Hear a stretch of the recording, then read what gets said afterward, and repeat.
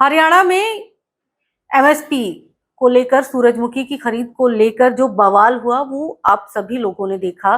लेकिन अचानक से कल रात आंदोलन खत्म हो गया क्योंकि सरकार सहमत हो गई उनकी मांगों को लेकर। ये पूरा गणित जानने की कोशिश करेंगे कि आखिर ऐसा क्या हुआ और ऐसा सरकार ने उनकी मांगे किस तरह से मांगी, किस तरह से सरकार पर दबाव पड़ा और किस तरह से ये पूरा मामला जो है कल रात में खत्म हो गया। हरियाणा के कुरुक्षेत्र में सूरजमुखी एमएसपी और किसानों की रिहाई को लेकर जम्मू दिल्ली नेशनल हाईवे जाम कर दिया था।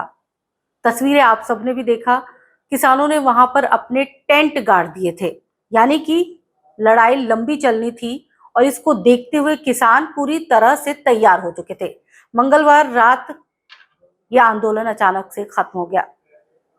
सरकार और किसानों के बीच समझौता हो गया कि किसान नेताओं को रिहा कर दिया जाएगा। वहीं सूरजमुखी के 6400 रुपए प्रति क्विंटल रेट दिए जाएंगे। हरियाणा सरकार 8 दिन से सूरजमुखी का रेट ना बढ़ाने पर अड़ी हुई थी। सरकार लगातार कह रही थी कि हमारे यानी कि हरियाणा में सबसे ज्यादा रेट दिए जा रहे हैं अन्य राज्यों की तुलना में, तो कोई औचित्य नहीं बनता कि हम रेट बढ़ाएं। 6 जून को किसानों पर लाठीचार्ज भी इसको लेकर किया गया, साथ में किसानों की गिरफ्तारी भी की गई। इसके बाद 12 जून से 2 दिन के लिए किसान यहाँ बैठे रहे, लेकिन सरकार ने उनकी कोई बात नहीं सुनी, उल्टा विज्ञापन जारी कर दिया। सरकार ने विज्ञापन में कहा कि हरियाणा में सूरजमुखी के सबसे ज्यादा रेट हैं, तो फिर किसानों के जाम करने का क्या औचित्य है। लेकिन मंगलवार रात को अचानक सरकार ने इनकी मांगे मान ली। तो आखिर सरकार ने किसानों की बातें क्यों मान ली, इसके पीछे की वजह हम आपको बताते हैं। दरअसल आंदोलन हाईजैक होने लगा था।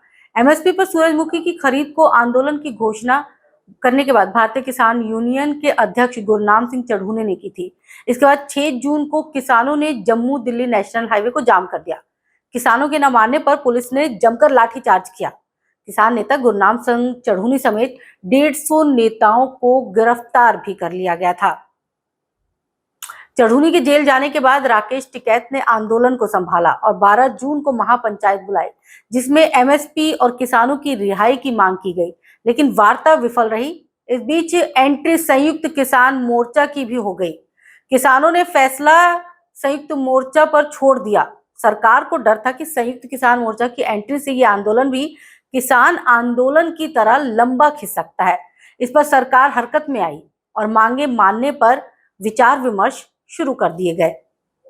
बल प्रयोग करते तो जनता नेगेटिव इम्पैक्ट पड़ता जनता पर, और इसीलिए इस बार हरियाणा सरकार काफी संभल संभल कर चल रही थी। हरियाणा में अगले साल 2024 में विधानसभा और लोकसभा के चुनाव है।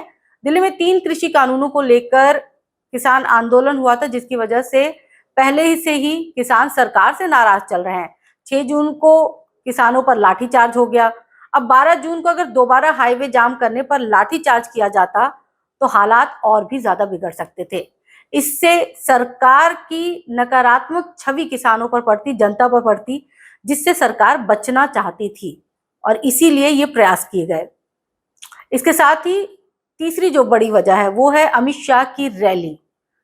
दरअसल सिरसा में 18 जून को केंद्रीय गृह मंत्री अमित शाह की रैली से पहले सरकार को बैकफुट पर आना पड़ा, क्योंकि अगर सरकार का ऐसा ही रवैया रहता तो रैली में खलल पड़ना तय था। इससे पहले सरकार को किसानों की मांगों को मानना उचित समझा। सरकार ने बड़ी ही चालाकी के साथ किसानों के साथ समझौता किया। 13 जून को चढ़ूनी ग्रुप के नेताओं को कुरुक्षेत्र प्रशासन के साथ दिन भर कई दौर की वार्ताएं चली। सरकार ने चढ़ूनी ग्रुप के नेताओं से ही बातचीत की और मंगलवार को पूरा दिन बातचीत में व्यस्त रखा। वार्ता में टिकैत और पंजाब से आए संगठनों को घुसपैठ नहीं करने दी गई। ये सरकार की रणनीति थी, क्योंकि सरकार नहीं चाहती थी कि किसी भी गुट की एंट्री जो है इस मामले में हो। हालांकि टिकैत ने कहा था कि अगर हल नहीं निकला तो अब बातचीत में संयुक्त किसान मोर्चा के नेता भी शामिल होंगे। सरकार को आशंका थी कि अगर वार्ता में राकेश टिकैत समेत अन्य किसान संगठनों की एंट्री हो जाती है तो मामला सुलझाना काफी मुश्किल हो सकता है और इन तमाम मुद्दों को देखते हुए, इन तमाम जो भी चीजें बन रही थी, हालात बन रहे थे, उसको देखते हुए सरकार ने किसानों की बातचीत को मानना जरूरी समझा और उन्हें लगा कि अभी ये वक्त नहीं है किसी और चीज के लिए, ये वक्त है किसानों की मांगों को मानने के लिए, ताकि उनके आगे की रणनीति पर वो अच्छे से काम कर सके।